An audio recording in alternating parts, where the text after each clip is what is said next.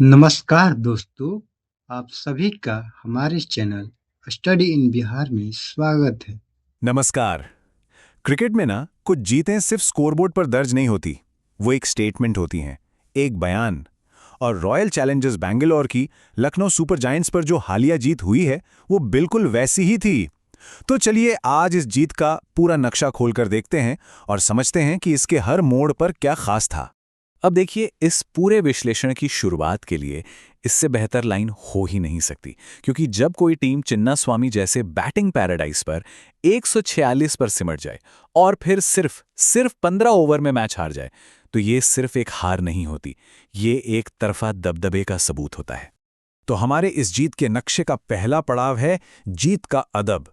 चलिए समझते हैं कि ये जीत सिर्फ 2 पॉइंट्स की कहानी क्यों नहीं थी और इसने पूरे टूर्नामेंट का समीकरण कैसे हिलाकर रख दिया। ये कोई मामूली जीत नहीं थी। अरे, इस एक जीत ने आरसीबी को सीधा पॉइंट्स टेबल के टॉप पर नंबर 1 की कुर्सी पर बैठा दिया है। और जिस अंदाज में 147 का टारगेट सिर्फ 15 ओवर में चेस किया गया, वो बाकी टीमों के लिए एक साफ साफ मैसेज है कि भाई आरसीबी इस साल मजाक के मूड में बिल्कुल नहीं है। चलिए अब इस मैप में थोड़ा और आगे बढ़ते हैं और आते हैं दूसरे हिस्से पर, बल्लेबाजी की ताकत। सवाल ये उठता है कि आखिर कैसे कैसे आरसीबी ने बिना किसी बड़ी पारी के भी इतना बड़ा लक्ष्य इतनी आसानी से हासिल कर लिया। इसका राज छिपा है उनकी रणनीति में। और पता है, कहानी में असली ट्विस्ट यहीं पर आता है। साल 2018 के बाद ये पहली बार था जब चिन्नास्वामी में आरसीबी ने बिना किसी के अर्धशतक बनाए मैच जीता हो। ये दिखाता है कि टीम अब किसी एक खिलाड़ी के भरोसे नहीं है, बल्कि एक यूनिट, एक सामूहिक ताकत बन चुकी है। ये थी डेथ बाय 1000 कट्स वाली स्ट्रैटेजी। मतलब कोहली ने आकर मंच तैयार किया, फिर पाटीदार ने आकर तेजी दी और बाकी बल्लेबाजों ने ये पक्का किया कि रन रेट का मीटर कभी नीचे गिरे ही नहीं। हर किसी ने छोटी लेकिन बहुत ही इंपैक्टफुल पारियां खेली। ये आरसीबी की बैटिंग की जबरदस्त गहराई को दिखाता है। लेकिन हाँ, इस सामूहिक कोशिश में एक नाम ऐसा था जो बिल्कुल अलग ही चमक रहा था, रजत पाटीदार। स्ट्राइक रेट देखिए, 213। ये नंबर ही अपने आप में पूरी कहानी बयां कर देता है ना? जरा इन आंकड़ों पर गौर कीजिए। 5 मैच, 222 रन और 213 का विस्फोटक स्ट्राइक रेट। मतलब पाटीदार का रोल एकदम साफ है, बीच के ओवरों में आओ और खेल का मोमेंटम पूरी तरह से आरसीबी के पाले में खींच लो। और वो ये काम कमाल का कर रहे हैं। ठीक है, तो बल्लेबाजी तो जबरदस्त थी ही, लेकिन जो असली कहानी इस मैच की है ना, वो लिखी गई आरसीबी के शानदार गेंदबाजी प्रदर्शन से। मैच से पहले हर तरफ बस एलएसजी की तूफानी बल्लेबाजी की ही बातें हो रही थीं।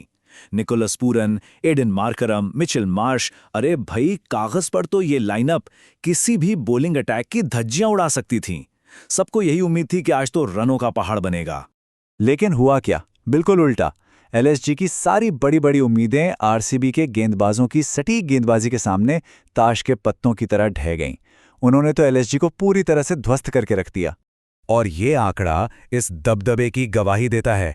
एलएसजी के 10 में से 8 विकेट सिर्फ 3 तेज गेंदबाजों ने चटकाए, हेजलवुड, भुवनेश्वर और एक नया नाम, रसिक सलाम।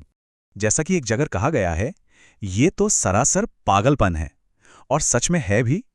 12 ओवरों में सिर्फ 71 रन देकर 8 विकेट ले लेना, बस यही वो पल था जहां मैच पूरी तरह से आरसीबी की जेब में आ गया था।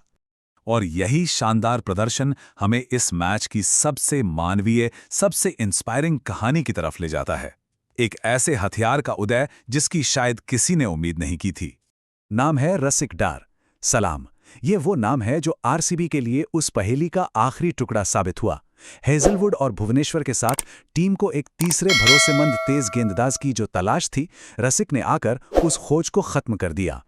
इनकी यात्रा किसी फिल्मी कहानी से कम नहीं है। सच में सोचिए, 17 साल की उम्र में डेब्यू, फिर 2 साल का बैन, चोटें और कई टीमों का सफर, और अब जाकर फाइनली आरसीबी में उन्हें अपना घर मिला है। ये कहानी है हार न मानने वाले जज्बे की। ये पावरफुल शब्द रसिक ने अपने पिता से कहे थे, जो एक स्कूल टीचर हैं। ये एक लाइन उनके खेल के प्रति जुनून और उनके पक्के इरादों की पूरी झलक दे देती है।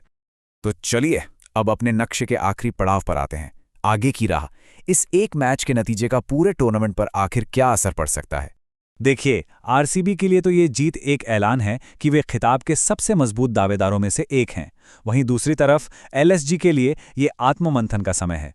खासकर निकोलस पूरन का फॉर्म, जो अंतर्राष्ट्रीय क्रिकेट से रिटायरमेंट के बाद थोड़ा चिंता का विषय बन गया है। तो अब बड़ा सवाल यही उठता है कि इस प्रदर्शन के बाद प्लेऑफ की तस्वीर आखिर कैसी दिख रही है? कौन सी 4 टीमें सबसे मजबूत नजर आ रही हैं?